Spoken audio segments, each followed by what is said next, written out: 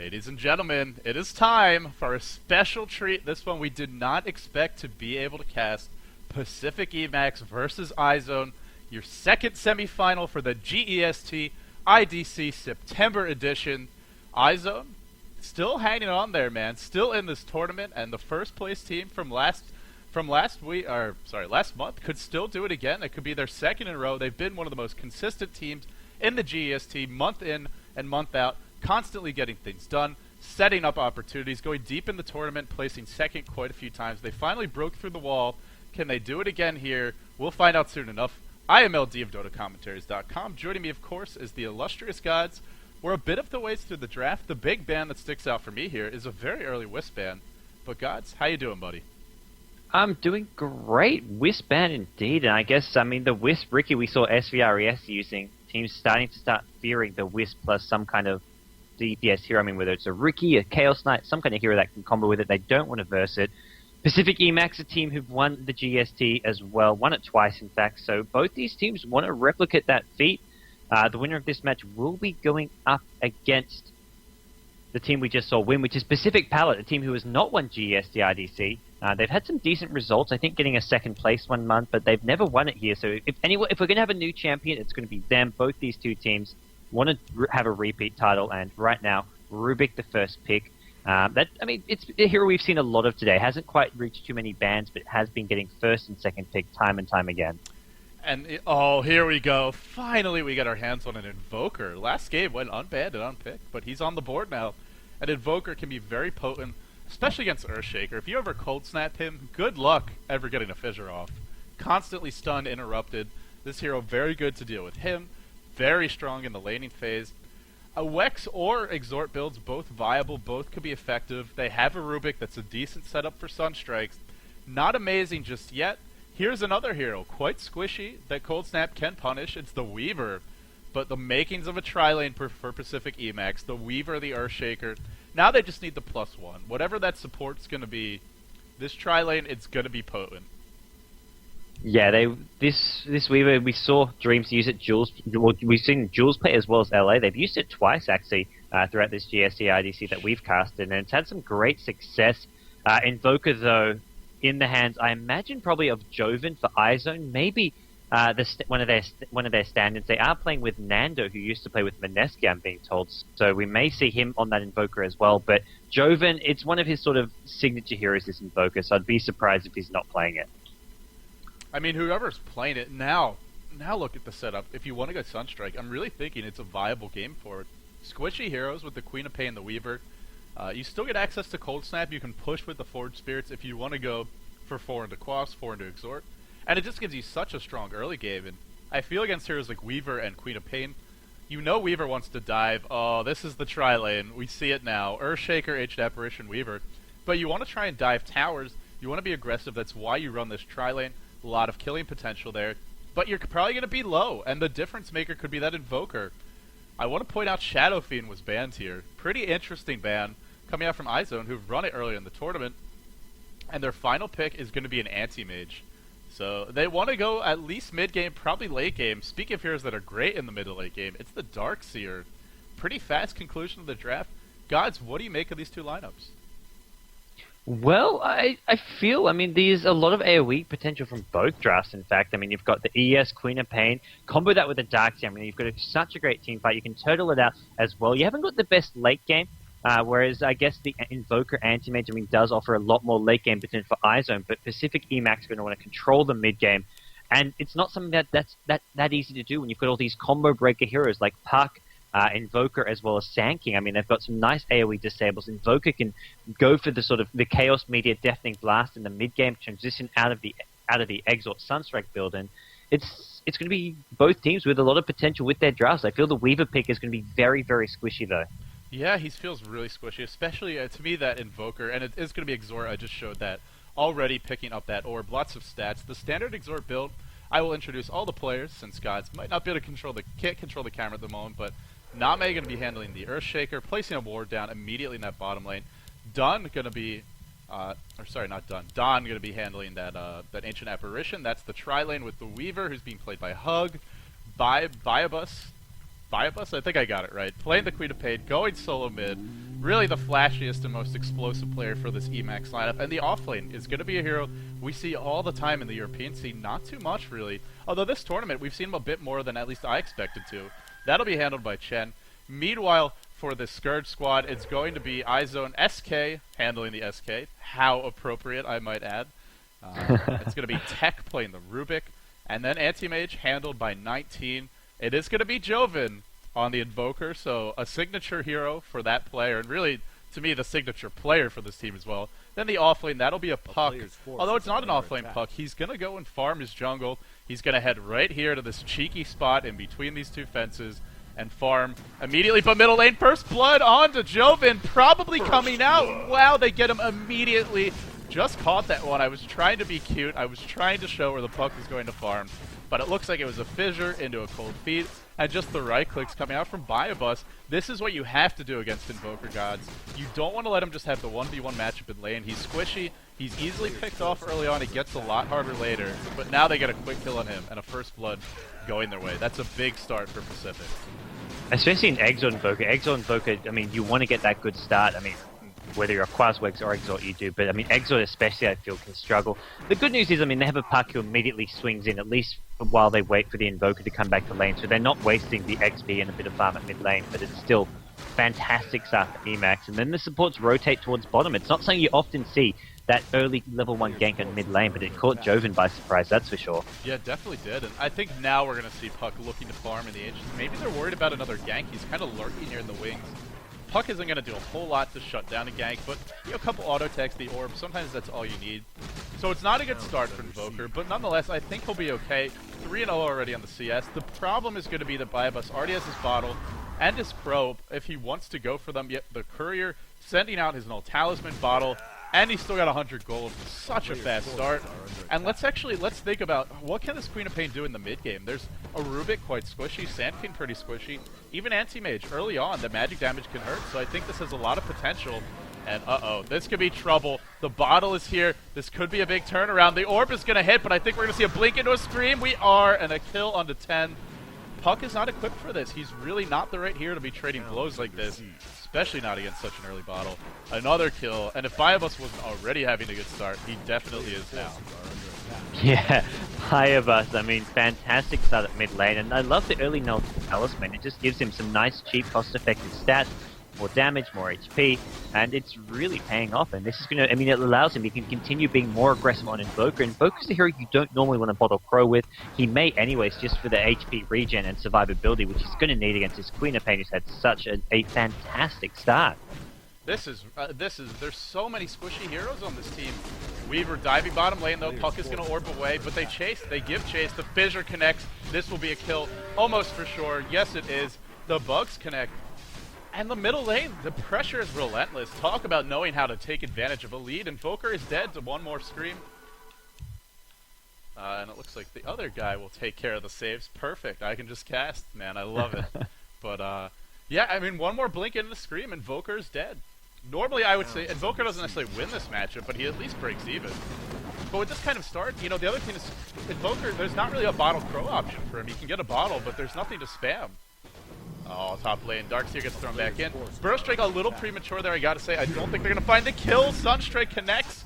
Or no, Sunstrike will connect, but that wasn't the kill. The kill was Biobus on the middle lane, diving the tower. And Joven, this is not the start he wanted, man. This is... What do you do now? I guess Puck goes mid, but Puck can't lane against this Queen of Pain. She's level 5. I don't know how they adjust to this. And Puck can't really stop the dives either. This is a tough situation. None of these heroes can really match up well against Queen of Pain at this point. It's really just a cut your losses kind of thing. Invoker will probably go back mid. He will go back mid just to try get some farm, but it's a losing battle. Well, they do at least deny the rune, but it will be battle crowing nonetheless. That's always the backup plan. Illusions coming in. Only a level 2 Sand King. A bit under level for the amount of pulling he's been doing. It looks like Puck lurking, but look, the Bugs find him. They are prepared for him to be there at the Ancients. If there's a Fissure attempt, there could be a phase shift. Not in time. Oh, is he really going to die here? No. Orbiting up onto the high ground should be okay.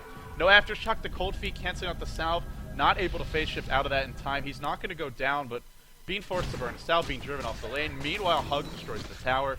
It's not just the middle lane they're winning. The bottom lane going very well. Puck has spent too much time mid, He has, and of course he's going to lose this lane anyway, so that's not going well. Are they at least shutting down the Darkseer?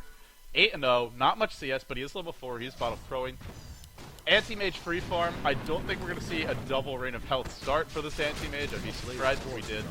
But I'm not sure if the start is fast enough to make up for all they're giving up. It will come down to the mid-game. And this lineup can be strong in the mid-game, but they need a lot of levels gods, and I'm just not seeing them right now. Yeah, especially with the supports. I mean, Sand as well as Rubik. I mean, these are supports who need levels and even like an item or two to help them out. Sand King's been spending a lot of time back at this mid lane. He's so under-leveled as well. I'm currently looking at a level 2 Sand King, and that's really going to hurt iZONE going into the mid-game here. Absolutely, and you know, the heroes that are maybe a little bit under-leveled, the Darkseer, just sitting, actually he's not even under-leveled, he's already 5.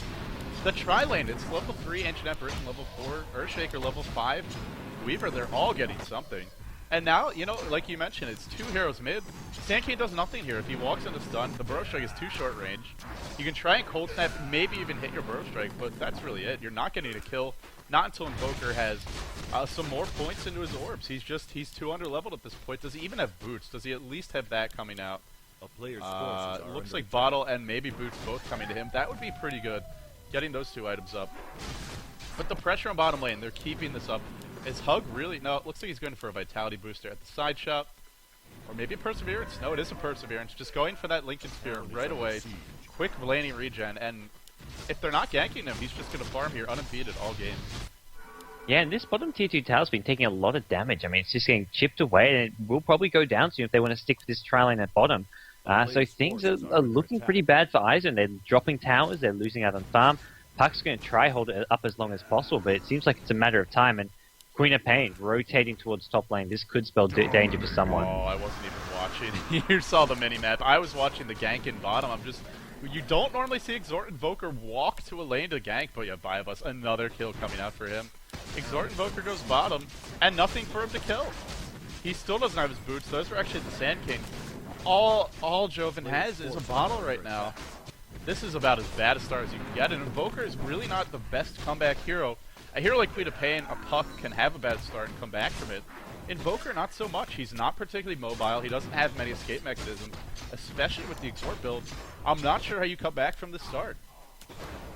Yeah, he needs levels. That's the thing. It's not like heroes who fall behind. You can say, okay, just go with your team, get a kill or 2, or even just manage with what minimal farm you have. But Invoker, more than farm, he just needs those levels. So he just has to keep going back to a lane by himself. But being by yourself is somewhat of a death sentence, or if you have a hero like Sand King backing him up, then it comes at the cost of Sand King's level and farm. That's why Sand King's so under-leveled, because he's trying to protect this Invoker, so it's just not really working out for anyone on iZONE at the moment. You know, it's sort of the downside of the Invoker pick, is there's not really a great plan B. Again, we're not really talking about the Anti-Mage, but he's gone for a Vanguard. He's not rushing the Battle Fury. You know, it's understandable to some degree. Maybe he wants to get involved in the fights earlier. But when you go Vanguard, that really is nerfing your late game potential, because it just takes you so much longer to get that next item up. Earthshaker roaming towards mid. They want to set up a dive here. Fissure is going to find someone. No, he spots out the Sand King. Sand King doesn't know Earthshaker's here. Lurking on the high ground. Patience from him. Just waiting for the right moment to go in. And this Bottle Crow from an Invoker, this is such an expensive investment for really not much, honestly. You know, I feel you only do this if you're desperate. What are you going to spam? Sunstrike. It's got such a long cooldown. I'm still waiting for this gank. As soon as I turn the camera away, immediately they jump in. Invoker drops low. There's your Meteor. Queen of Pain, not blinking away, wanted that kill and pays for it. DD Rune picked up on 10. Dream Coil, what a turnaround. Maybe too patient. They waited too long, and now they're going to lose 2. Big kills being picked up. Double kill. The Invoker does take a fall again, and that has to be an area of concern. But they finally end the Queen of Pain streak. Yeah, that's the much needed kill there. I mean, Queen of Pain, who's having such a fantastic start, but the thing is, they still killed the Invoker again, and that's the hero who really wanted to be alive for all that. Puck drops the Dream Coil. I mean, that's going to be on cooldown for a while now, and still Invoker, where does he go from here? It's not like Queen of Pain respawns and says, oh, I can't do much, my ultimate's on cooldown. Saying Queen of Pain can go roam around the map, has so many levels, and had such a great start. We're going to see basically Pacific.Emaxx looking to keep this pressure up, and that's going to be how they deal with the Anti-Mage. We saw it last game. I mean, you don't have to directly gank and try counter the Anti-Mage. You just have to win the other lanes and dominate the map elsewhere. In terms of farm, there are 3 big heroes right now farming for the Sentinel side. The Darkseer, the Queen of Pain, and the Weaver. And there's really only the Anti-Mage getting great farm here on the skirt, so they're not only finding the kills, like you mentioned, the Queen of Pain important, but they're also just out farming the enemy team, and they have a good lineup to continue to keep this pressure up. Darkseer in one lane, Weaver in another, Queen of Pain in a third, or even just roaming around. And if she's not in a lane, then someone else can go and farm that. Here comes the gank top lane. Surge in, Ion Shell back, no fissure. Maybe there will be a fissure, blocking Anti-Mage in a vacuum, but not going to pull him over that fissure. Even if it did, I think he's okay. What is he actually going for? Has he taken points in stats? No, not opting for stats, probably maxing the mono boost first. But yeah, the gank opportunity fails, and I think that's a mistake to focus on this Anti-Mage. You see he has a Vanguard. Really, he's not a big concern. I say go for the other heroes or just win by farming.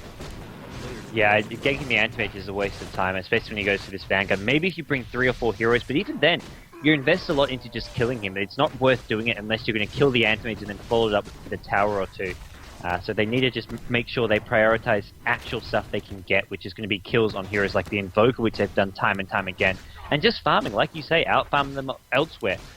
They can still take this at least to the semi-late game. They don't want to go for 50, 60 minutes, but they can still control the game for a good amount of time here. Oh, the net closes on Biobuzz, the Meteor, and the Burrow Strike. That is a big kill, and this time Invoker is there to collect it. Unfortunately, with 3 heroes, Fissure, Ancient Apparition ult will connect, but a blink away. Yeah, this is not working for them. They need to stop trying to gank him. Maybe try and push the lane. That could be a decent idea, I suppose, if you want to apply pressure up top. But really, it's just not working. You know, you talked about setting up the kills and how important it is. I feel, as far as heroes go, I mean, the one kill that could be had, oh, here we go, Dream Coil and the Sunstrike onto Ancient Apparition. Cold Feet, will it be dodged by a phase shift? The orb out, but held in place. That should be a kill. Maybe. Yeah, he's going to go down. So they get that kill.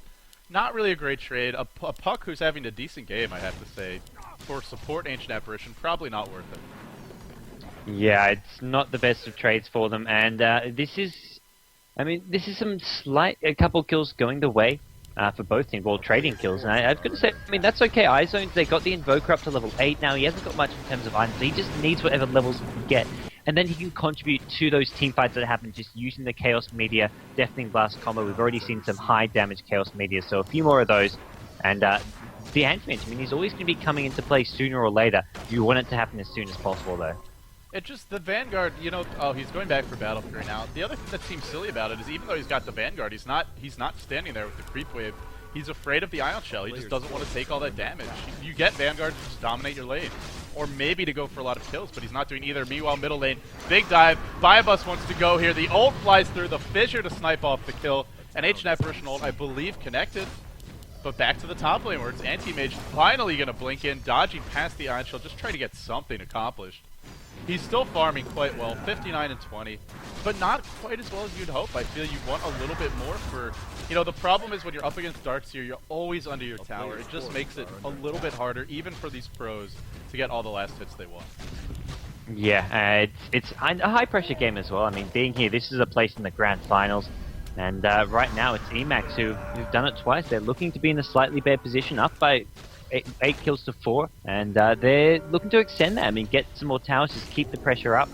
And it's, mid lane. I mean, this is looking pretty good for Pacific.Emaxx right now. Yeah, they pick up 2 kills there in the end.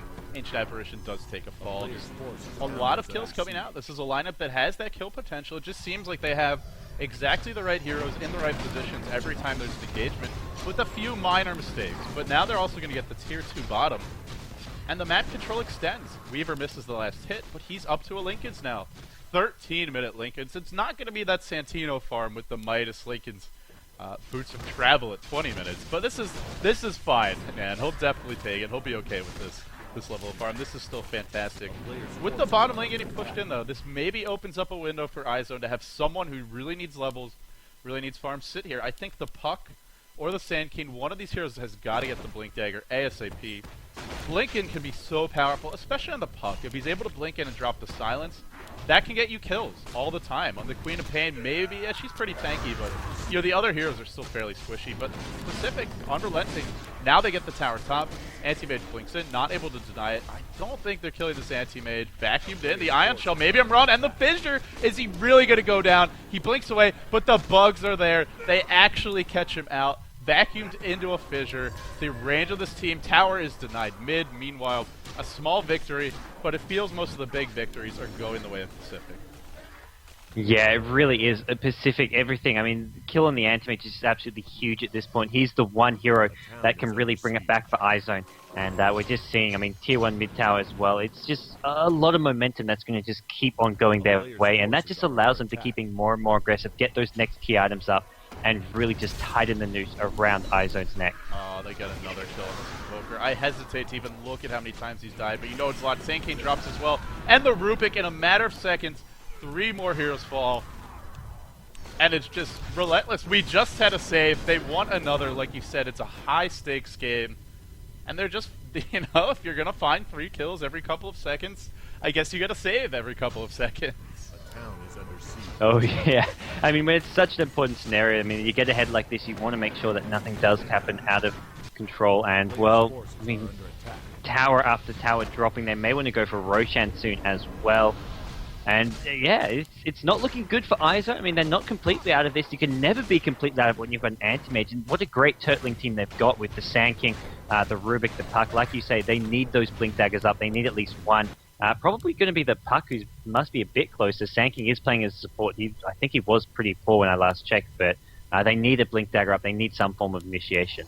Sand King's at about 900 gold. He could rush a Blink, but, you know, he's got to be careful to even have enough mana for the combo. Surge in from Darkseer, who's got almost 4k. He just bought something big. Ancient Apparition, Vacuum in, and the Queen of Pain. But there's your meteor and your Deafening Blast. Joven standing his ground, but not enough. Just blasted to smithereens there. Cold Feet onto the Sand King, dying under his own tower, begging for someone to help. Burrow Strike through. No, he lives and he TPs away, but the Cold Feet finds him. He goes down. A 2 for 3. Honestly, they'll take that trade, but Weaver is just ignoring the fight and pressuring top with the Lincolns. And all of us, it's like whenever you buy Lincolns, it's like the game just gives you a free 2,000 gold, or so it seems, up to 2.2k. Probably going to be a naked relic at this point. Oh, the Courier will go down. What a snipe from 19. That's gold his team really needs, and a big, I gotta say, overall, iZONE have to be happy with that past minute or so of action. Yeah, I mean, that's they get the 2 for 3 trade in their favor. They get the Courier, which is sort of an extra mini tower in some ways. And I mean, really great play by Anti-Mage, actually finding it there over those trees.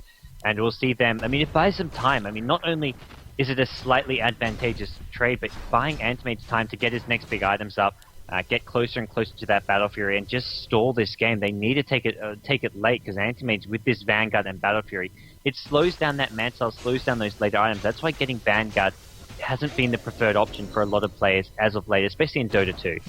Well, they do have a really big item. You mentioned the Blink Daggers. They have one up on the Sand King. Fissure is stolen. Telekinesis back over the Fissure. What an individual play. But that Surge for you just completely neuters the gank, or maybe not. Ancient Apparition taking some damage from Anti-Mage, but Fissure Cold Feet under the tower. Oh, vacuumed into the tower, and the Ion Shell burning him down, chewing him apart. The Fissure again coming from Rubik. Burrow Strike through, and the Meteor. They get the Darkseer off the bat, and Anti-Mage lives. I guess the Vanguard, he's proving us wrong with that, because he sets up a kill there for his team, and he gets out, but now Puck might die, orbing over the hill. Weaver is going to ult back just to chase faster. The Bug attempted to be killed off by Rubik, just not in time. Now Rubik in a lot of trouble. I think he could have TP'd out immediately there, but he didn't opt to do so. Now he's dead. He goes down. And meanwhile, it looks like Biobus, did he find a kill? No, I guess he's just checking the room. No. What did I just miss here? Oh no, Sand King with an epic backstab gets a double. 3 for 2. Did they really win that fight? Sand King making things happen, apparently. I mean, that's what iZONE need more of, just some great individual play. And I mean, that fight, it was looking okay from the start at the mid lane, and it just suddenly turned badly on them quickly when the Weaver showed up. I mean, you mentioned the Vanguard, it does work out. He did somewhat prove us wrong.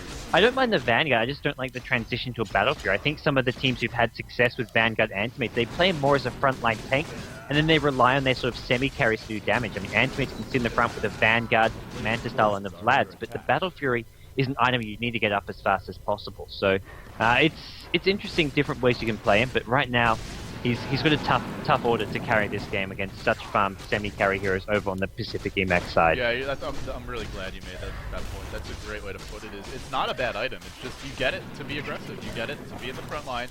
You know, sometimes even going for the Vlads, rushing the Manta Style. Either something that just lets you kill faster, like the Manta Style, and gives you a little bit of survivability, or something that just helps you team push with like the Vlads. And I think, you know, had he gone for one of those, he'd be making a bigger contribution right now. But even with just the Vanguard, we're seeing Anti-Mage can contribute without items. He doesn't even have boots. That's the other thing. If he had Shreds up right now, which he could have, instead of the Claymore Perseverance, he could have Shreds and be working towards the Yasha, or at least have part of a Vlad's. But it doesn't really matter what he could have. We got to focus on what he does, and here comes the Smoke Gang. They want this Weaver. Oh no, he stops the auto attack. That's got to be the death of him. The Meteor Deafening Blast and all of the burst damage nuked down, split into smithereens, and he'll take a fall. But Queen of Pain, Biobus, wants to make something happen. I just don't think you're killing this Anti-Mage. In fact, you probably don't want to trade blows with him. No, he'll be okay, or maybe not. Both teams frantically converging on this location in the bottom lane. It looks like 5 heroes for the Scourge, 4 for the Radiant, Surge and Smoke. There's your stun. Starting things off. Vacuum back into the Sonic Wave from the Queen of Pain. And that's going to be a big kill to pick up. Are they done yet? Is Puck alive just yet? Queen of Pain blinks it again. Finds the Rubik. Gotta steal something. Not finding anything. Epicenter being channeled, and the Puck jumps in with the Dream Coil. Wombo combo! And they're going to find a couple, but will it be enough? I'm not sure it will. Surge, Sandcade trying to TP out. Taking some big damage, still alive for the moment. And Invoker is kind of kiting around the front lines. Ion Shell and Queen of Pain.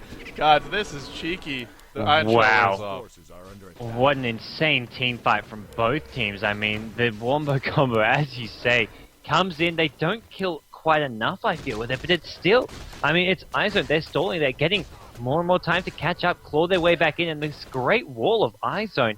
Really, I mean, they're in this game still. The Great Wall of iZONE, man. I love it. I love it. Weaver's got his relic now, so I suppose we should temper our enthusiasm, or at least I should a little bit. And you're right, they didn't actually get that much. It just looked good. But there's a little bit too much tank on the Pacific side. Darkseer having the mech there, that really helped out. Ancient Apparition, looks like he's working. What is he building? Maybe a medallion for him, it looks like. And the Queen of Pain just too big right now. She had pretty much at full health at the end of that fight. We'll have to see. Can they continue to set things up? Sandcade's got 1,200 gold. If he gets a Blink Dagger, I think this game will get a little bit easier for them. And Anti-Mage does with the Battle Fury, so all is really not lost for this team. Vanguard Battle Fury versus Lincoln's Radiance. You know, it's a lot more gold on the Weaver, but I feel Anti-Mage can make a similar contribution with his damage item and his tank item right now. Maybe a little bit harder for him to chase. He really needs his power charge, but he's got the boots up. I don't think iZONE is out of this by any stretch. No, I definitely agree. They're still in this game. The bigger worry, I mean, looking at the two carries, it's still pretty even, but then you've got the Queen of Pain who's getting very, very big. High level as well. It's a level 3 ultimate.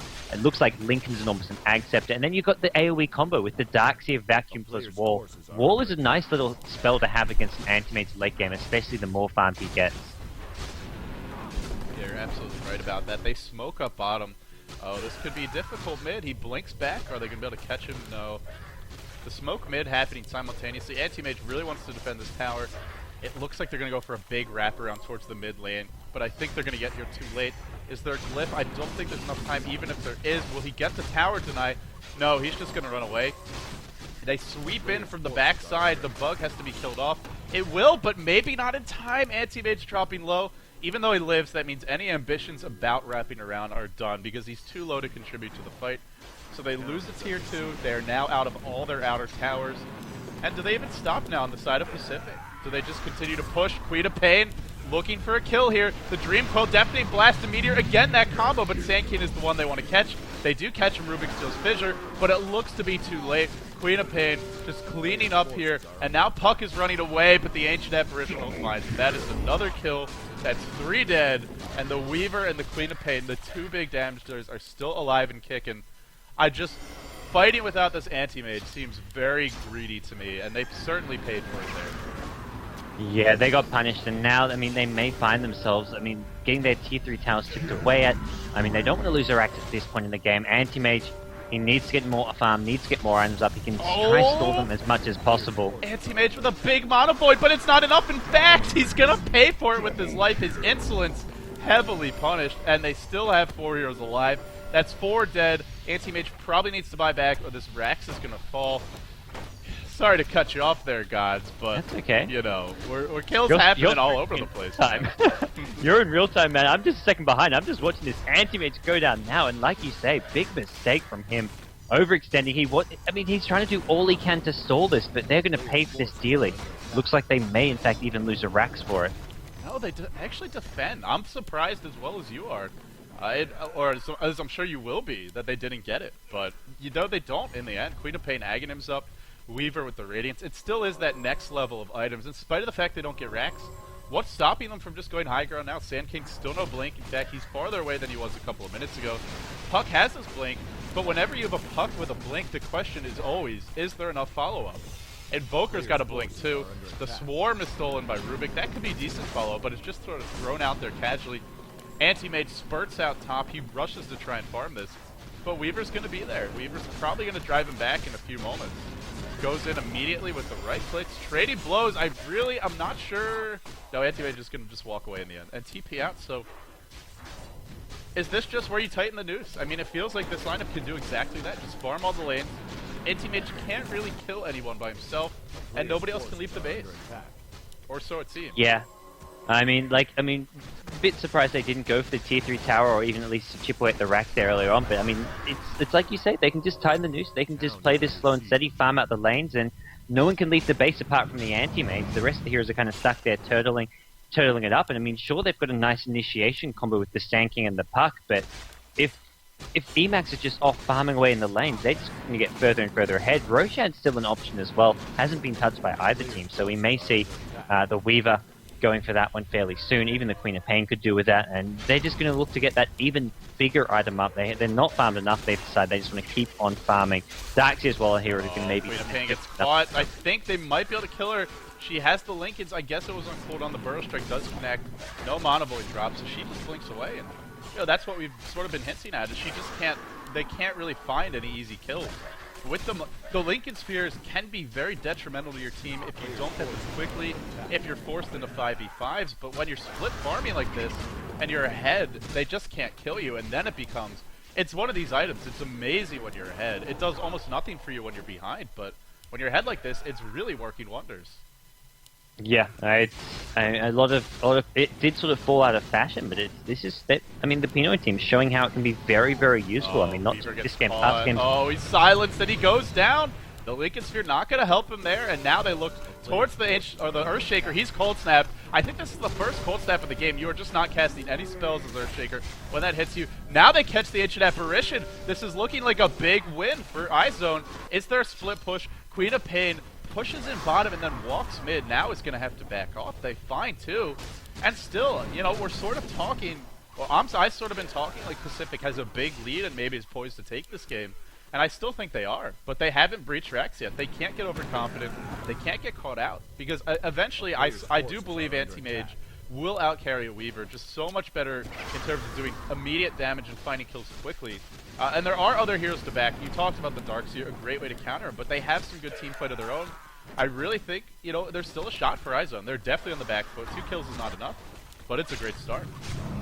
Yeah, I mean, not only was it its kills, it was Weaver buying back. I mean, that was very greedy and somewhat selfish play. I mean, that kind of throws away everything they've accomplished in the last 3 or 4 minutes, where they decide, okay, let's not go for Rax, let's tie the noose. I mean, that was just them sort of slipping them out of the noose. Now they've got to try put it back on, because it's all that gold, that entire gold lead just gets thrown away. I mean, 3 kills, Weaver, AA, ES blinked in there trying to save the Weaver, so Weaver just kind of letting his team down a bit, and now they've got to either go back to farming or look for a better fight, maybe using this Darkseer. Darkseer's the hero we haven't seen too much from as of yet. We really haven't. I think we've seen a wall this game, but it wasn't super effective. I want to point out the big thing for me is Sand King should have a Blink Dagger before this next fight. He's got his level 2 ultimate, and they're actually going to contest this Roshan, which you're seeing right now is dropping low, but they blink on the high ground. They catch out the Invoker. Queen of Pain dropping low. No! Invoker's alive! Blinking. Echo Slam on 3, but it only kills off 1, and now the turnaround happens while this is going on. Roshan still alive. Weaver really wants it. Dream Coil on 2. Can this be stolen? Cold Feet, Bro striking. Epicenter. They're going to steal the Aegis. Picked up by iZONE. Are you kidding me? And they demand a save. 3 kills dead. Aegis stolen. Out of control at this point. Is this the lead being fully thrown away and flushed down the toilet? Dagon for good measure. Oh my gosh. Cuts wow, before this our eyes. wall of... It's the wall of iZONE, man. Everyone talks about it. When iZONE, they kind of look like they're behind.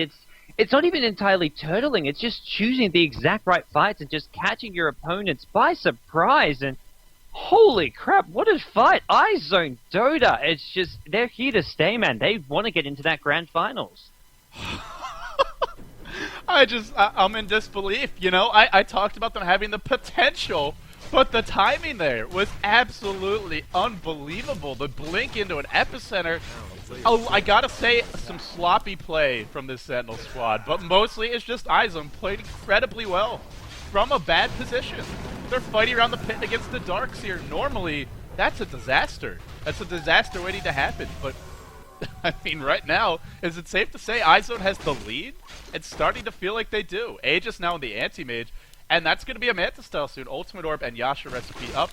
So close to it. I guess he's about 800 gold away. Almost dying to the creeps, in fact. But he'll regen up. Blinks into the trees. Maybe a little, the adrenaline probably still pumping in his veins. But if he gets the Manta up and he's got an Aegis, Anti-Mage, he doesn't really need as many items as a Weaver to carry. He's just got a lot more natural damage potential.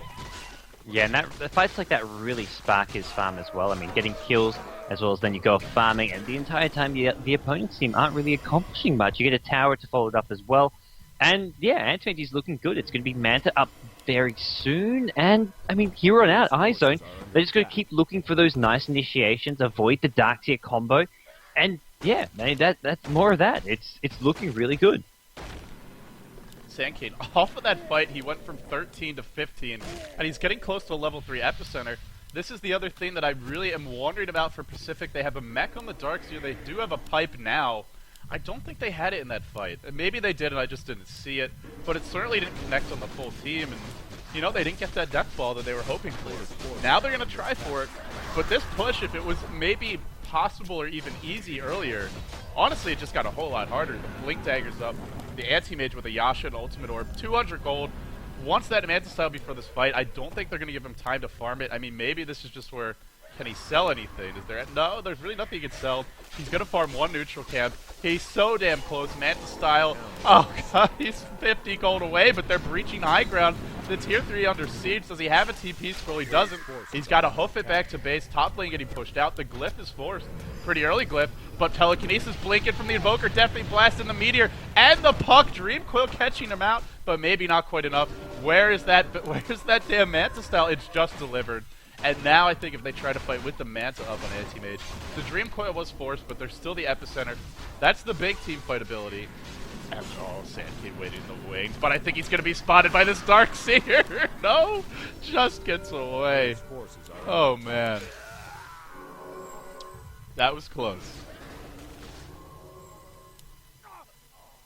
And tension resting on a knife's edge as Gods is brought speechless by this game. I'm sorry, I'm getting this crazy audio coming in from something. I think this stream or something, but Ten gets caught out. Troubleshoot something. I think he's gonna go down here. This is bad for Puck. He will fall. He drops the silence first. Anti-Mage blinks in. Oh no, the Great Wall of iZONE. It's got some holes in the wall right now. Burrow strike through, only catching the Darkseer. Now Sandkane's in the fight. He has not gotten to drop that big epicenter. If they focus him down, he won't be able to do so. And everyone backs off in the end. So actually no one dies. Or sorry, Puck dies and he bites back. But aside from that, it looks like everything's okay.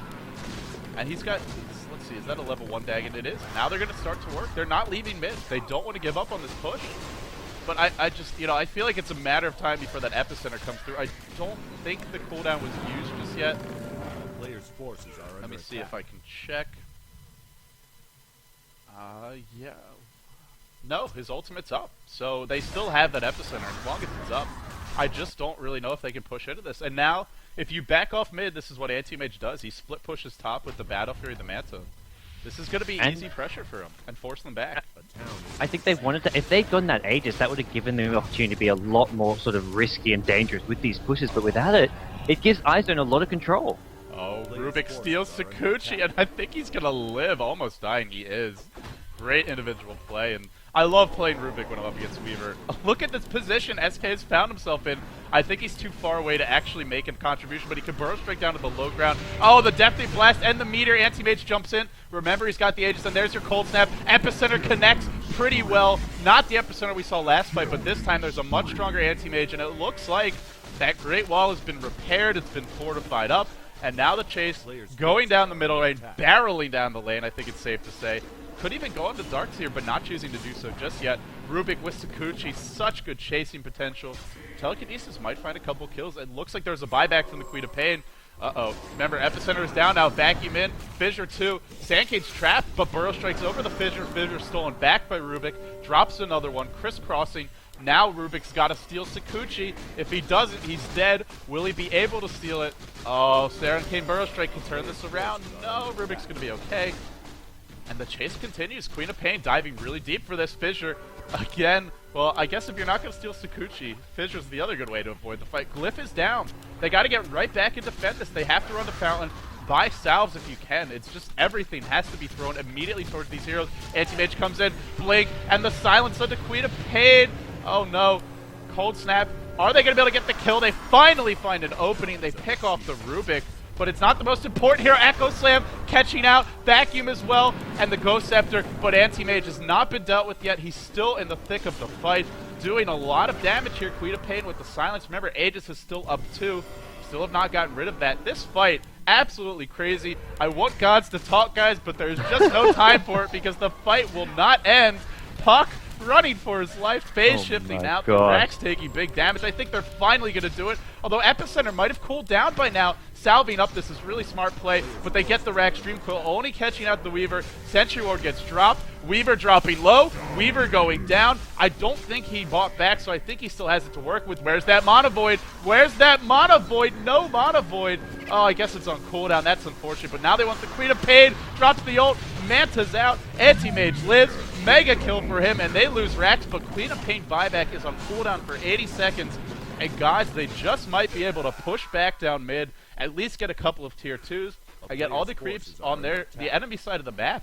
So they lose Rax, yeah. But they also forced out a buyback. This is not looking too bad for iZONE.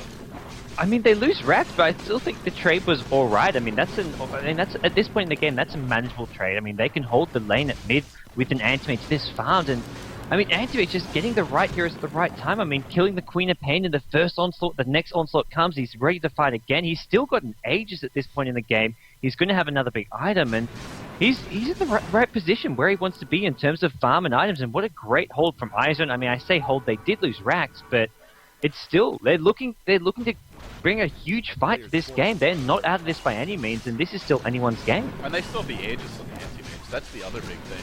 The other thing in that fight was they didn't have Glyph, and I think by the time the next push commences, they will. And if you have Glyph, that really, the nice thing about it is it sets you up to drop your combo with the Epicenter and the Puck ult, because you start wailing away on the Rax, you're trying to force out the Glyph, but then, you know, you start, let's say you channel the Epicenter and the Puck blinks in, and you drop the Glyph, and the Rax is sort of, you know, your opponent's trying to run, but maybe it's too late, so that's the other thing. It just gives you a little bit more time to work with. Anti-Mage up to 1,000 gold. He's still got the Aegis. I'm wondering, does he have another item? Oh, sorry. I think this is BKB. I looked over it earlier. So it's going to be a B for him. A little surprising, to be honest. But, I mean, it is the best fight now item that he could get. And there's so much magical damage. Even with Spell Shield, it's not a bad pick. Yeah, it's all, as you say, it's all about the fight now. They know they're going to have to keep on fighting, keep on holding the lines. The onslaught's going to keep on coming. I mean, with the disables being packed up there, I mean, you've got the Vacuum, the ES, the Queen of Pain burst damage. I mean, sure, Anti-Mage can shrug a lot of it off with the Spell Shield. Having the BKB, though, is going to be the preferred option. Oh, the smoke up in the back.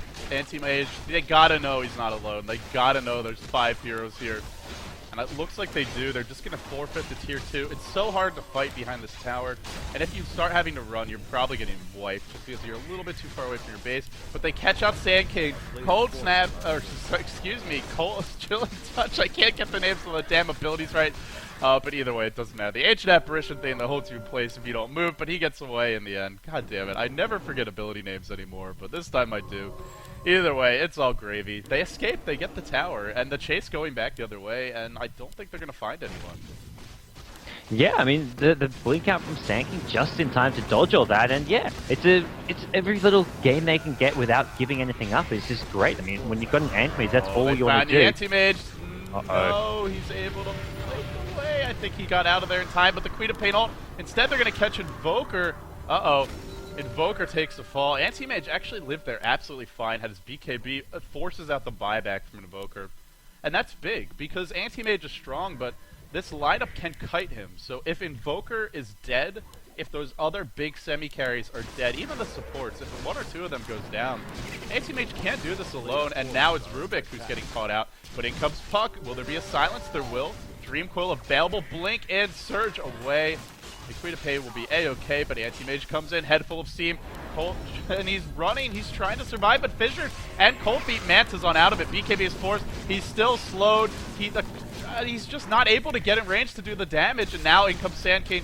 Where's that epicenter? Not able to find it. He's got a 4-step picked up. The Ghost Scepter working against him as that Sonic Wave slashes through him, doing big damage. Surge, Scream of Pain, and they get the kill.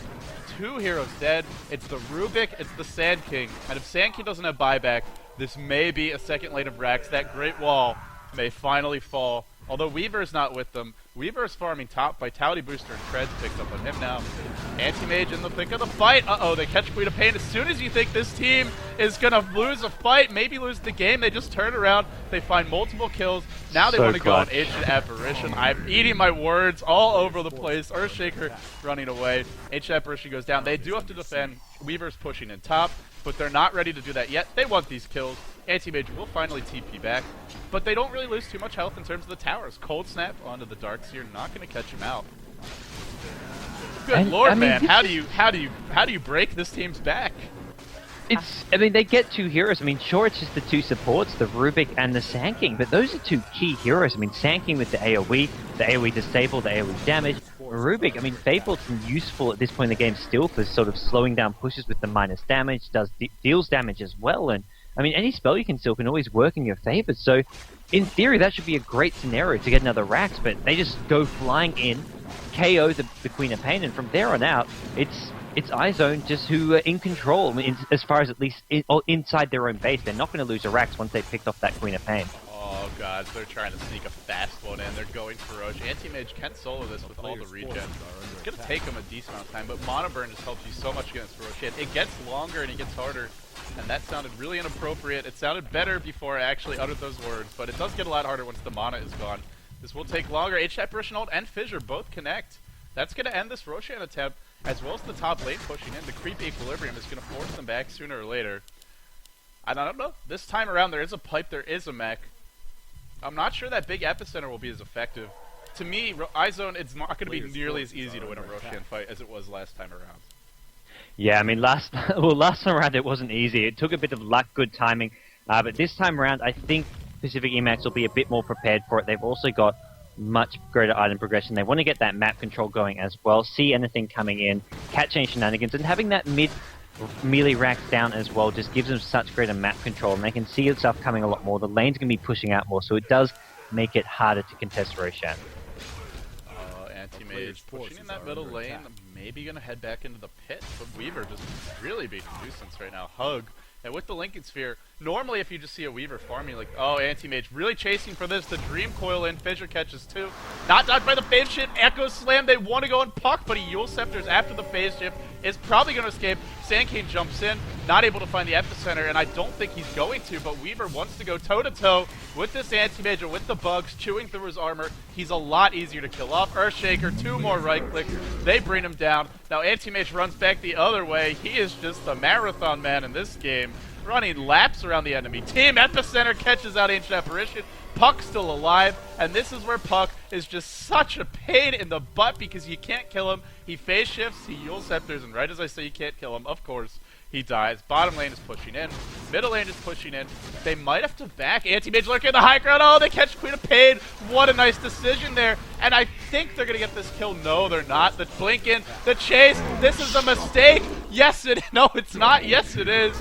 Weaver for the Anti-Mage. Anti-Mage, as well as he's been playing, just could not afford to die there. A bait and then a counter bait. Buyback immediately, but that is a big hero to have to force a buyback out of. Yeah, Anti-Mage is not going to be sort of sacrificing himself to get a kill, even kills on carries, so it's just the Queen of Pain there. And yeah, it's at this point in the game, any buyback from Anti-Mage slows down his next big item, also means he has to play so much more cautiously. And I mean, he's sitting on, what, 1200 gold now with a BKB, but he wants his butterfly, he wants something. And they're actually going to go into Roshan. Can they actually get this? If they can get this now, that does make that trade somewhat okay, somewhat worthwhile, and just buying time for Anti-Mage to take Roshan, but it looks like it's not going to be easy. It's not going to be easy. The Force Spheres can tank this. The not reducing Roshan's armor, I think they used to, but they don't anymore anyway, so it's still going to take a little while. Ancient Apparition ult splashes in. That's going to slow this down. Anti-Mage should be okay, taking some damage, but Earthshaker gets caught out. They cannot afford to lose him, but they will lose him, and now it should be their Roshan for the taking, unless the chain bashes continue, and Weaver has something to say about it. Weaver actually goes back for a BKB. This is not a bad item. There's just so many nukes, but I feel for this Weaver, the only way he dies is if he gets caught. And if he gets caught and he can't pop the BKB, I don't know how much it's really going to do for him. But either way, this does give them a little bit more survivability, a secondary way to sort of survive and tank up, but it's the downside to Weaver. And Anti-Mage doesn't need a Linkage and a BKB. He might get one. He's definitely not getting both. The items that give him survivability, like the Manta style, also give him a lot of damage.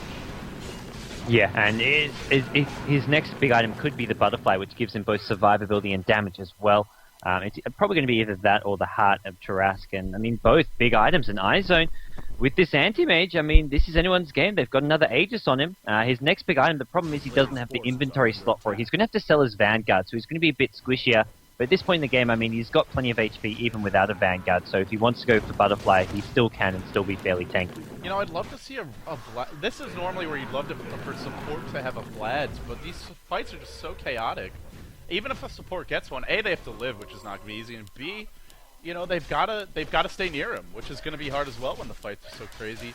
That with the BKB and a Vlad's and a damage item like a Butterfly, there would be no killing him while it's up. But, I mean, maybe he'll go for a Heart. I don't know. I still feel like they need a little bit more damage though. So that's why you were talking about the Butterfly. It makes a lot of sense. But if they go for it and he loses the Vanguard, he's pretty squishy. Are there any hexes up? Still no Scythe of Ice. I think Queen of Pain's working for one, but it's going to take a while to get it. Big chase in, 4 staff in, and to a Burrow Strike, that race car Sand King. And I think that's it. Yeah, in fact, the Medallion Cold Staff, or Cold Feet. Finally, I remember the name of the ability, but Weaver's forcing them all back. There's your Cold Snap. The tower taking some damage. Nobody will die, but Weaver just being a cheeky little bastard. Not going to let them get any kind of easy towers erect. Yeah, I mean, that's what he's going to keep doing, because Pacific.Emaxx, they're probably starting to worry. They're probably thinking this game was in the bag at one point, and now iZONE just proving to be so resilient and having a decent late game. I mean, even their supports are heroes who scale pretty well. Sand King, I mean, an AoE stun with a really low sort of 10-second cooldown or something is really useful. You've got the Rubik as well. He can steal some pretty damn useful skills himself. And this is not going to be an easy game for Emaxx to take late game. Weaver's not a hero who can scale all that well the later this game goes. And Queen of Pain, Sheepstick, it looks like just about finished, will help out his team. They do need that additional disabled if they ever want to try to shut down the Anti-Mage. And if he goes for Butterfly, for anyone who doesn't know, that Scythe of Ice, that Ginsu Scythe of Ice will remove evasion, so it's very effective. Plus it gives you the disable, which is always great. Even if you click an illusion by accident, that's a good chunk of Anti-Mage's damage. Almost a third, instantly off the battlefield. And I say almost a third because the Monobird is the same, even for illusions. But, you know, talking about item progression, Joven has just got nothing. He does have close to 4k gold, but he just constantly saves for buyback. His last big item was the Blink Dagger. Imagine how much easier this game would have been for iZONE if Invoker didn't die. Like, I haven't even really looked at his record yet. What's he sitting at?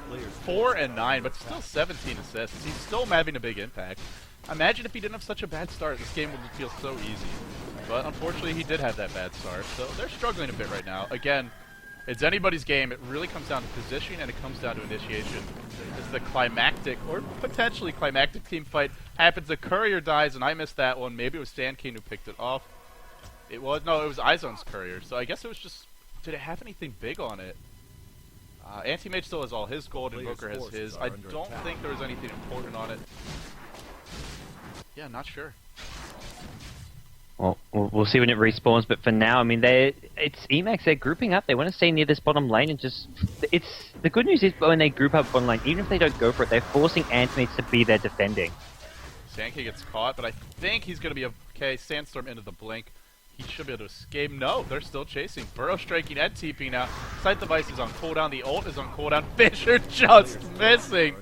Oh, it connects right as he gets away, but this kill, it will not be dodged. I think Anti-Mage, look at Ancient Apparition, just 2 or 3 auto attacks, and he's dead.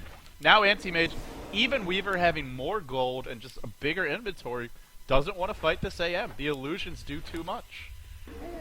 Yeah, and missing out on that Sand King, they were all 5 at bottom, but they had 3 heroes TP top just to try to pick off the Sand King, who was going for the counter push, similar to what we saw Weaver doing earlier on at top lane. Just counter push when your enemy pushes 5, force him to TP back. He did that, and then he got away after forcing all those TPs. So amazing play from Sand King there. That's some clutch plays, and Anti-Mage is bigger and bigger. I think it must be his butterfly up very, very soon. Yep. It's going to be a butterfly for the Anti-Mage and a heart on the Weaver. I'm not sure which is the bigger item, but I feel like the butterfly, at this point in the game, whoever kills first is generally going to win the fights. At least that's how it seems to me. Because then you have a man-up situation. You get that extra Burrow Strike off, or maybe you get that extra Fissure off in the fight, or even a Vacuum, something like that. Maybe a couple Sight Device from the Queen of Pain. And the butterfly is going to help you kill faster. The heart, it's a nice item in theory, but Anti-Mage can still bring you down pretty easily, even if you have that heart with his butterfly. Oh, Sandkey jumps in. Burrow Strike. Is this just harassment? Fissure is going to cancel that. Now they catch out the Sandkey. This is bad. That was not worth it at all. Overextension. SK will pay, and he will fall. I gotta say, it's feeling like a rare mistake at this point, because they played so well all game, but finally his own aggression turned against him. No, gods, it's not a butterfly. It's actually Boots of Travel, and somehow he's got 5k gold after the Boots of Travel.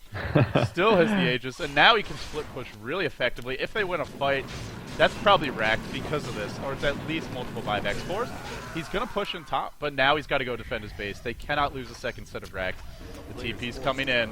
The fight's about to break out. Puck Dream Coil on 3! Dream Coil on 3! And the Deafening Blast Meteor, they want, and they will get the Darkseer. No Vacuum, no wall. A fight without a Darkseer, almost unwinnable. Wait a second, did he just, how is he alive? What the hell? I am so confused. Maybe that was an illusion or something. But Anti-Mage gets a double kill. Guys, I am so sorry, but I have no idea what just happened, guys. Hopefully you can clue me in. I am absolutely baffled by that one. But either way, it's a double kill up for the Anti-Mage. What the hell happened with that Darkseer? He used himself. He used himself, which is probably where you lost him on your screen. But he never got full. He was full HP most of the whole time. I think what was I looking? What hero I'm was not that? sure. Maybe it's the Ancient Apparition. Maybe yeah, it must have been a different hero. I'm watching the Darkseer. I'm like, what do you mean? Darkseer's full HP. They're not focusing him. He used himself and kind of disappeared off screen. But yeah, no, he was that all must good, have man. been it. And I mean, Anti-Mage has just been the story of this game. At least the last sort of 20 minutes or so, and he's just marching down this bottom lane. It looks like now they want to go get a tier 2 tower and possibly even get a Rax to follow it up with 2 heroes down. And probably some key spells on cooldown. I'm not sure if they did use the Wall of Replica or not, but if that's down, it's going to be very hard to defend. Oh, there we go. 6k on the Anti-Mage. I think they can even continue. No, they're going to back. 4-step into a Blink Dagger, just trying to rush top to deal with this Weaver. It was a Manta style for the Weaver. He sold the Vitality Booster, I guess, and then he goes back for a Manta style. I don't know. I just don't think Manta does much for you at this point. The splash damage from Anti-Mage. And Mana Burn does affect those illusions, I believe, so they just die so quickly. Even without the Mana Burn, they still die really fast. There's a lot of AoE. I really think if you're going to go for a survivability item, the Heart does more for you at this point. It gives them a little bit of damage, but it's not the same as the AM Manta, not by any stretch. Yeah, and I mean, it's starting to see. I mean, it's not just the Anti-Mage now. Invoker's getting close to a Sheep Stick. They're going to have some big items coming up elsewhere. I mean, sure, Invoker's not farmed himself, but just having one, at this point in the game, having one item like a Sheep Stick is enough to really have a strong contribution. The AoE damage from these teamfights coming out from him has been really useful as well. And they're just big chase mid, big chase mid. The Scythe of Vice and the Queen of Pain ult, they want the Invoker, they kill him off instantly, BKB up on the Weaver, giving chase. Sakuchi versus Sakuchi, who will prevail? It might be this HF Persian ult, which is not going to hit, just dodging, narrowly missing the Rubik. Weaver working on the puck. Where the hell is that Anti-Mage or Sand King looking for a backstab? With an Invisor, this could be a game-ending epicenter if he can set it up. That pipe does nothing for you if you get disabled. Apparently someone in the chat is pointing out it was Queen of Pain. It was not the HF Apparition, but here we go. Burrow Strike in onto the HF Apparition. 4-step away. He's going to zoom out of there. Survive. The wall is dropped, but not in the right position. Not at that choke point. Anti-Mage charging in. Once the HF Apparition, just killing faster than this Weaver, and that's a big kill to get. Now they go into the Earthshaker. Dagon just to start it off. A blink into a Manta. Earthshaker surrounded. Anti-Mage having a party, and Earthshaker not happy that he was invited to this one, but blinking away, just really wants out. Please stop inviting me, sir, he says. Queen of Pain assassinates one. Meanwhile, Earthshaker juking like an absolute boss, and in come the bugs. Anti-Mage is forced back. When it's all said and done, there's a buyback from the Puck, who took a fall. And Teal, who is that? That is the Ancient Apparition, who is still dead. Invoker, I believe he bought back as well, because he went down there earlier, so he's used his buyback. Buyback City at this point, which, I mean, that delays any item for him. He's got the ultimate orb. He probably would have had a Scythe of Ice by now.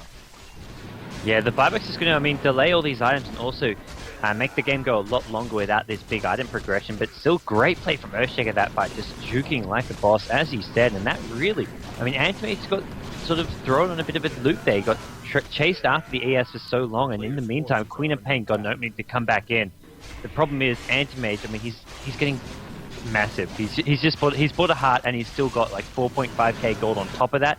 He's probably going to sell his Vanguard, buy that Eagle Horn, and start building his Butterfly. As long as he's got buyback gold as well on top of that, he is really a complete beast. You're completely right. No, he just sells it. Now he wants the Aegis again. So he just makes room for that. I guess that, that makes sense, but this is not going to be an easy Roshan. He doesn't have that much damage for this point in the game. So he can easily kill Roshan, but it just takes him a while, and he's not going to do it quickly. Weaver with the DD. Oh, man. The illusions come in to scout out Roshan. Anti-Mage blinks away. Just such a delicate dance this game right now. It's all going to center around Roshan. That will be front and center stage. Anti-Mage is going to go split push top. And with the Boots of Travel, he can just TP right back into the pit, towards the pit if there's a fight. And this is, once he forces TPs back, this is a brilliant maneuver. Once he forces the TPs back, he TPs mid and he goes right into Roshan. Or he gets racks if they don't back. This is feeling like this might be that sort of, there's no response. This might be checkmate if he plays this properly and doesn't get caught. It looks like he's going to do just that. Yeah, really smart player. I mean, it's one way to secure basically a free Roshan. I mean, there's nothing that Pacific.Emaxx can really do to prevent this if he plays it right. I mean, they can still fight an Anti-Mage. I mean, even with an Aegis and Chiefs, will not fight him directly, but they're still in this game. They're up that rack. And there, I mean, TP's back, and it's not looking good for Emaxx. Darkseer might get assassinated here. Anti-Mage has the Monovoid, blinks in. Where's that ult? Just obliterates him off the face of the earth. They wanted to send just one to deal with that Anti-Mage, but Darkseer tanked the illusions too long. Now he buys back, but this time around, another hero has bent back to the base. He BKBs, he blinks away. Does he have that TP? He really should just use it now. I'm not sure why he's not. Now he's scythed up. This could be a mistake, but he's so tanky. I just don't know if they can bring him down. Vacuum into a fissure, but now he's TPing out. The bugs come in, but not in time. TP's to base. Ooh, he really should have TP'd towards Roshan. But while this is all happening, 5 heroes had to go top, and the rest of the team is going to work on Roshan. Yeah, I mean, they can take it without him, and if they may not even want to give Aegis or Cheese to an Anti-Mage just so he can buy that next big item, because with 8k gold, if he takes the Aegis, he can't really put it anywhere. It's almost dead. The orb is going to spot out Queen of Pain. They're looking to jack this Aegis. Queen of Pain jumps in to a Burrow Strike, and a Dream Quote. Roshan drops low. Anti-Mage will pick up the Aegis. The cheese on the floor. Puck grabs that as well. So they get everything, and now in comes the Weaver looking for the damage. Brings Anti-Mage low. Remember, he does have that Aegis even if he dies. The Ice Wall gets dropped. God, such a chaotic fight. Sand King running away. Weaver giving chase towards that Invoker. But no, that's actually just an illusion. Meanwhile, it looks like Weaver is just trying to find an opening here. So when it's all said and done, was there really just one kill in that fight? Teal is the only hero dead, and Anti-Mage finds another. Earthshaker 2. That's big. I believe there's at least one buyback there. 2 heroes dead now. And Puck blinks in with the silence. This might be it. This might be all she wrote. Queen of Pain running desperately. The bugs. Weaver just cannot keep up. Yes, he's got that spammable haste, but he doesn't have blink. This game is just, the fights are up and down cliffs. So hard for even a hero with spammable haste to give chase. And now Anti-Mage with the Mantle Style back off cooldown, jumps in again, just driving off the Darkseer, turning around to try and deal with the Weaver, going back in for the Darkseer, Burrow Strike in, Sand King, they finally caught him, they have trapped him, and this should be the end. 4 staffed in, look at the team play, they catch another kill. Queen of Pain ult with the Ghost Scepter and the Scream, nice job, Diabus jams it in, but will that be nearly enough? It doesn't look like it. Buyback from the Sand King. Mega kill. Oh, they get 2 with the Weaver as well. As soon as you blink, you miss something. Oh, it's so hard to catch all these kills, guys. 10k gold up on the Anti-Mage. Jesus. With all these mobile carry heroes, that's the thing, Anti-Mage can blink his way around. Weaver is so hard to catch and lock down as well. I mean, there's kills happening all over the place. The carries are kind of ignoring each other. Anti-Mage going for the supports when possible. Same goes for, Queen of Pain, Weaver. They go for the squishy heroes. Queen of Pain taking out the Sand King. You've got Weaver chasing around the Rubik as well. It's just a chase the supports. The carries never really directly confronting one another, but it's going to come down to that towards the end here, I feel. And that's where we're going to see probably the Anti-Mage come out on top. It's going to come, unless Darkseer with a great Wall plus Vacuum combo can say something about it. Oh, it's too much right now. I don't know really at this point how they deal with him. And he's got buyback as well at this point. I guess he lost the Aegis in that fight. The Butterfly is up on him, and he's still got 4.7k, so he does a buyback even if he goes down. He did not use it in the last fight. And middle lane, they push down middle, but this is not the lane they want to be pushing. Are they going to try and go for the throne? They just want Anti-Mage to TP back. This is not going to work. They got to leave now. The racks are being sieged. If he just stays here a little bit longer, he's mowing through the creep wave. Darkseer is here. Could be killed off. The racks getting focused. There is a BKB. Will it be popped? Not yet. Patience. Patience. The Queen of Pain ult gets dropped, and he's actually going to blink away. Still playing the safe. Still slow rolling it. Weaver running through the river, trying to set something up. The boots have traveled. That plus the blink, he's just running circles around them right now.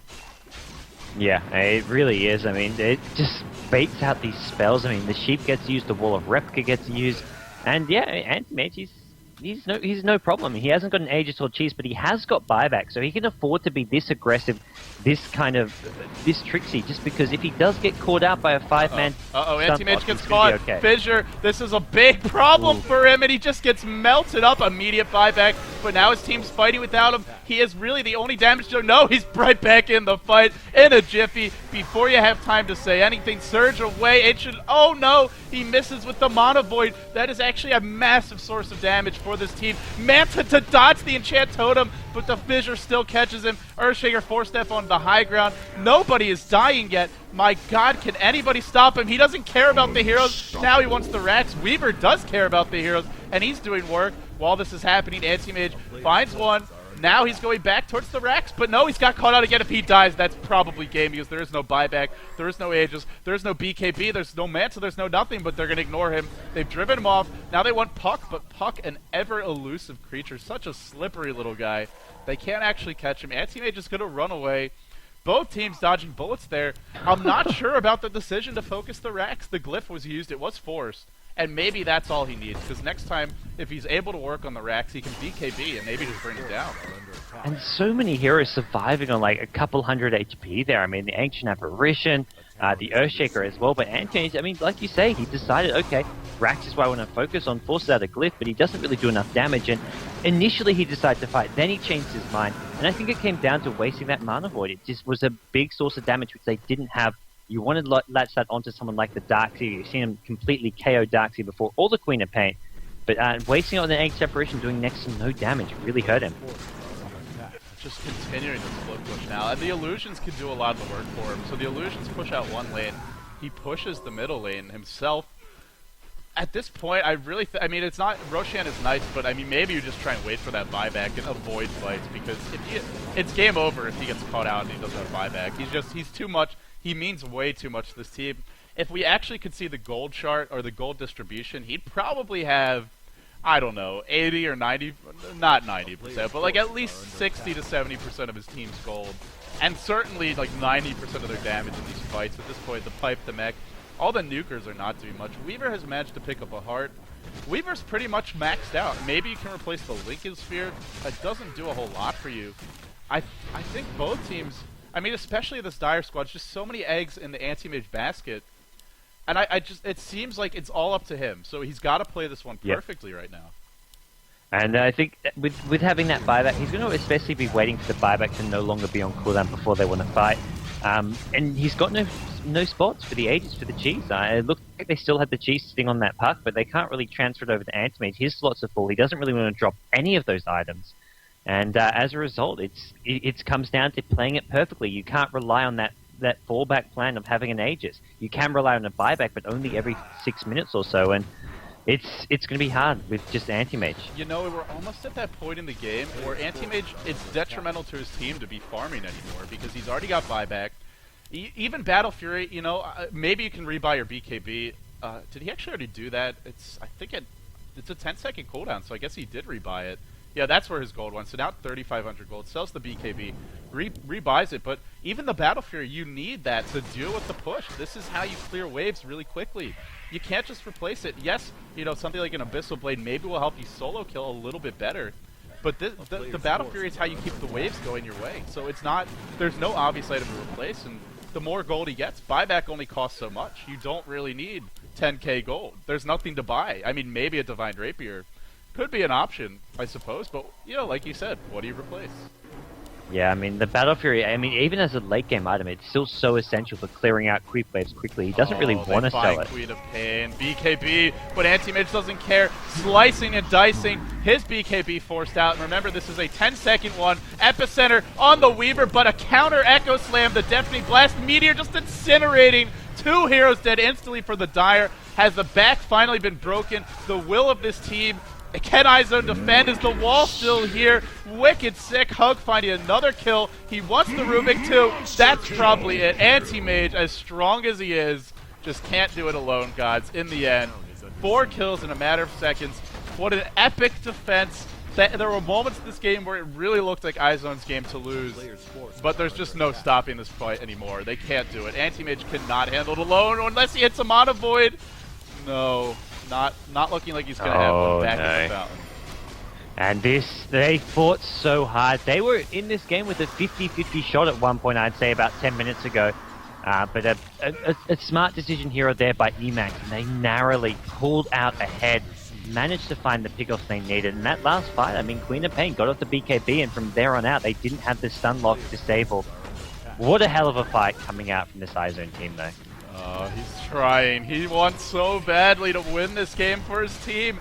The defending champions have been knocked off. They will not be in the grand finals. We will be seeing iZONE facing off against Dreams in our next match, which should be an absolute blast to cast. That is going to be the 3rd place decider match. I am LD, and joining me, of course, was Gods, guys. Don't go anywhere. We got more matches coming your way, but in the end, it is Pacific.Emaxx. Gods, your choice to win this event. I believe you went out on a limb and said you thought they were overall the strongest team, just the most consistent, and that was your choice. Well, they're looking pretty good, man. They got 2 more matches to win if they want to take this tournament. Well, they got to take down Pacific Palette, and that's a team that not many people would have predicted, saying, oh, they're one of the favorites, but they're definitely a team who's always there. That's going to be your grand finals this GEST IDC, but we're going to have 3rd place decider first. It's been fun, LD, but we're getting closer to the finish. Oh, it's one of these things where I don't want the tournament to end. I hope that grand finals goes 3 games. I hope the 3rd place decider lasts for 5 hours. I mean, not really 5, but give us a good long game, please. So, guys, show some love to both of these teams. If you haven't already done so, go post on their Facebooks. Show them support, both the winners and the losers. And of course, even for the teams that lost that 3rd place decider, still some prestige on the line. It's all 4 Pinoy teams. That's what we see the rest of the way of this tournament. Looking strong, but we're going to find out soon who's actually going to take the